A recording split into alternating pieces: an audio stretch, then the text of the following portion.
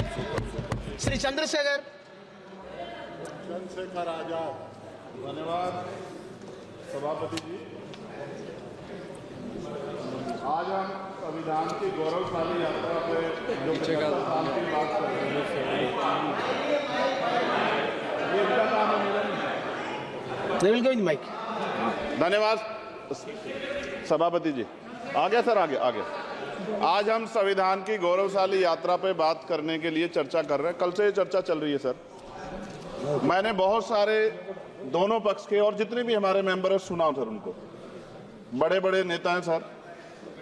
इसके भाग 1 में लिखा हुआ है India that is Bharat, Hindustan नहीं लिखा हुआ है सर। लेकिन सारे नेता संविधान पे चर्चा कर रहे हैं, लेकिन हिंदुस्तान ही कहेंगे, भारत कहने की हिम्मत नहीं जुटा पा रहे हैं। ये बड़ा सवाल है सर कि क्या संविधान के हिसाब से बात रखी जा रही है। मैं धन्यवाद दूंगा फूले साहब बाबा साहब अम्बेडकर को और मेरे नेता मान्यवर साहब श्री काशीराम को। 25 नवंबर 1949 को संविधान को सौंपते हुए डॉक्टर बाबा साहब अम्बेडकर ने कहा था कि 26 जनवरी 1950 को हम विरोधाभास भरे जीवन में प्रवेश करने जा रहे हैं। राजनीतिक जीवन में तो हमारे पास समानता होगी, लेकिन सामाजिक और आर्थिक जीवन में असमानता होगी। क्या ये चुनौती आज 75 साल बाद दूर हुई है? भारत ने 26 जनवरी 1950 को संविधान लागू होने के साथ खुद को एक संप्रभु लोकतांत्रिक और गणतांत्रिक राज्य होने का ऐलान किया।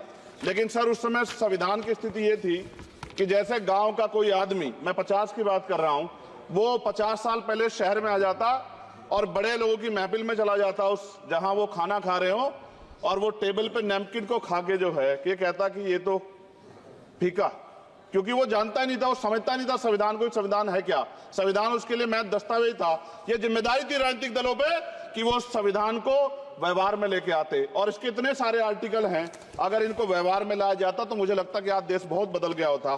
बाबा साहब ने कहा था कि लोकतंत्र भारतीय भूमि का केवल ऊपरी पोशाक है, उनके अनुसार यहाँ की संस्कृति अनिवार्य तौर पर लोकतांत्रिक है। भारत जैसे गरीब और गैर बराबरी वाले देश में संविधान के जरिए छुआछूत खत्म करना, वंचितों के लिए सकारात्मक उपाय करना, सभी वयस्कों के लिए मतदान का अधिकार देना और सबके लिए सम्मान अधिकार तय करना, ये बहुत बड़ी उपलब्धि थी sir.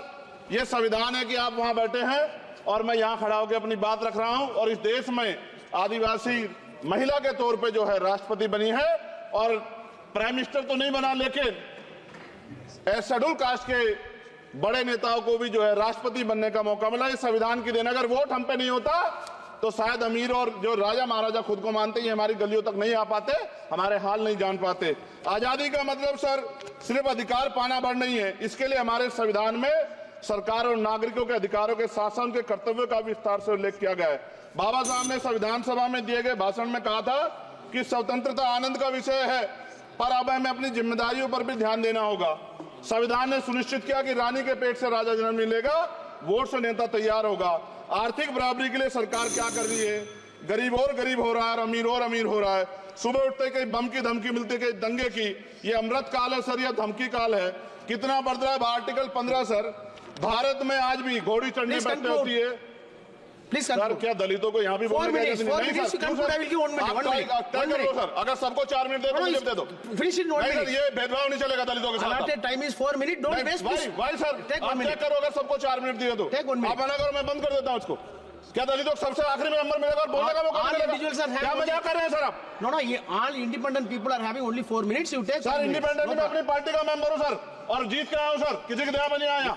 Take 1 minute and finish sir. कल भी बोले तो एक दलीय पार्टी के लोग, आप मौका दो सर। मूछे रखने पर हत्या होती है, महिलाओं पे, छोटे मासूम बच्चों पर रेप हिंसा होती है। एनसीआरबी का डाटा देकर डर लगेगा। यही 1 किलोमीटर में संविधान को जला गया, और महाराष्ट्र के परभनी में अभी भी संविधान को नष्ट किया गया, उसकी कॉपी को।